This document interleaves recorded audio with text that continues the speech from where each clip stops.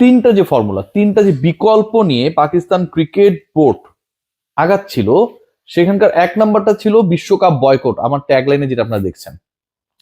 Point number 2 যেটা ছিল সেটা হচ্ছে ভারতের বিপক্ষে পাকিস্তানের যে ম্যাচ রয়েছে সেই ম্যাচটা বয়কট করা। থার্ড যে পয়েন্ট ছিল সেখানটায় ছিল বাংলাদেশের সাথে যে অন্যায় হয়েছে সেটার সাথে সংহতি জানিয়ে আর্মে কালো ব্যাচ ধারণ করা। যখন বৈঠকটা হয় নাই, মানে বৈঠক শুরুর আগে পাকিস্তানি গণমাধ্যম তারা মার্কেটে ছেড়ে দিল যে এই তিনটা বিকল্প নিয়ে আলোচনা চলছে এবং এই তিনটা বিকল্পর কোনো একটা হয়তো তারা গ্রহণ করবে। এরপরে শাহবাজ শরীফের সাথে মহসিন নাকভির বৈঠক হয়েছে। বৈঠকের পরে আমি মূল আলোচনায় ঢুকছি।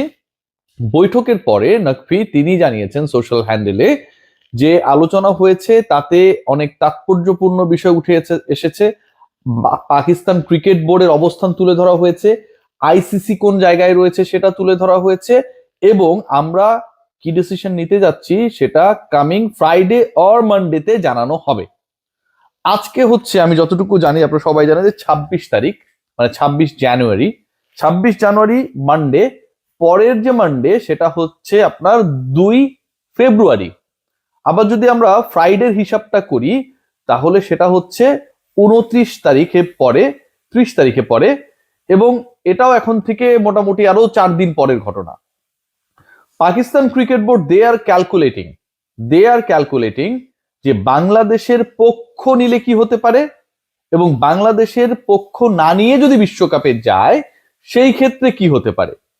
আলটিমেটলি বাংলাদেশ যাদেরকে তাদের বিশ্বস্ত বন্ধু মনে করেছিল, বাংলাদেশ না খেললেও পাকিস্তান খেলবে না, প্ল্যান ABCD রেডি আছে। বাংলাদেশের ব্যাপারে আইসিসির আনুষ্ঠানিক মেইল আসার পরেই সেই ব্যাপারে ডিসিশন জানাবে Pakistan cricket board. Waiting for the call from the prime minister Shehbaz Sharif. তিনি ওয়াশিংটনে ছিলেন, ট্রাম্পের সাথে বৈঠকে গেছেন, তিনি ব্যাক করার পরেই এ ব্যাপারে সিদ্ধান্ত জানা যাবে। এখন জানা যাচ্ছে যে latest next Friday or maximum পরের সপ্তাহে, মানে আজকে সোমবার, পরের সোমবারে জানা যাবে পাকিস্তান বিশ্বকাপ খেলা না খেলার ব্যাপারে কি সিদ্ধান্ত নিচ্ছে। পাকিস্তানি গণমাধ্যমে যেই ইন্টারেস্টিং পয়েন্টটা আমি অনেকগুলো জায়গায় মানে ঘাটিয়ে খুঁজে বের করার চেষ্টা করেছি, যে কারণে এই কন্টেন্টটা করতে কিছু লেটও হলো, সেখানটায় বলা হচ্ছে যে Pakistan most probably they are going to take a step, এবং যে স্টেপটায় আলটিমেটলি তারা অবশ্যই বয়কট করতে যাচ্ছে। পাকিস্তান ক্রিকেট দল PCB তারা বিশ্বকাপে ম্যাচ বয়কট করতে যাচ্ছে, এবং সেই ম্যাচ বয়কট মানে পুরো বিশ্বকাপ বয়কট না, তারা ভারতের এগেনস্টে তাদের গ্রুপ স্টেজের যে ম্যাচটা রয়েছে সেই ম্যাচ বয়কট করবে বলে এখন পর্যন্ত তারা অবস্থান গ্রহণ করেছে, এবং যেটাই তাদের সবচেয়ে শক্তিশালী অবস্থান বাংলাদেশের ফেভারে প্রতিবাদ স্বরূপ। অর্থাৎ পাকিস্তান আলটিমেটলি আপকামিং ওয়ার্ল্ড কাপে খেলতে যাচ্ছে, সেখানটায় গিয়ে তারা ভারতের এগেনস্টে ম্যাচ খেলবে না, যেই ম্যাচটা থেকে সবচেয়ে বেশি রেভিনিউ করে ICC is the other part of the BCCI, এবং সবচেয়ে বেশি লোকসানের যে জায়গাটা, টেলিকাস্টিং রাইটস থেকে শুরু করে বিপণন এভরিথিং, সেই জায়গাটায় পাকিস্তান আঘাত করতে চায়। এবং পাকিস্তান ক্রিকেট বোর্ডের থিঙ্কিংটা অনেকটা এরকম যে ভারতের বিপক্ষে ম্যাচ করলে ডেফিনেটলি পাকিস্তানের লস রয়েছে, কারণ ওই ম্যাচকে কেন্দ্র করে যে হাইপ রয়েছে, বিজ্ঞাপন রয়েছে, এন্ডোর্সমেন্ট রয়েছে, সবকিছু মিলে সেই লসটা যতটুকু পাকিস্তানের তার থেকে ইন্ডিয়ান ক্রিকেট বোর্ডের।